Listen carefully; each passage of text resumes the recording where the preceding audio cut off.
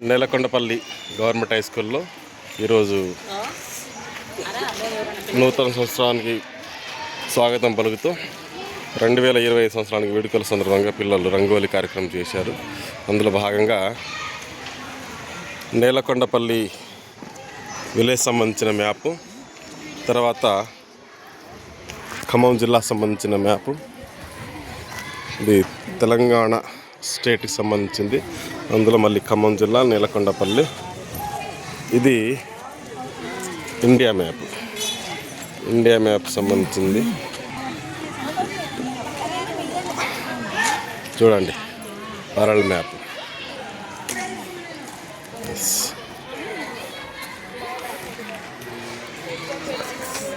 World map మీకు పూర్తిగా చూపిస్తాను.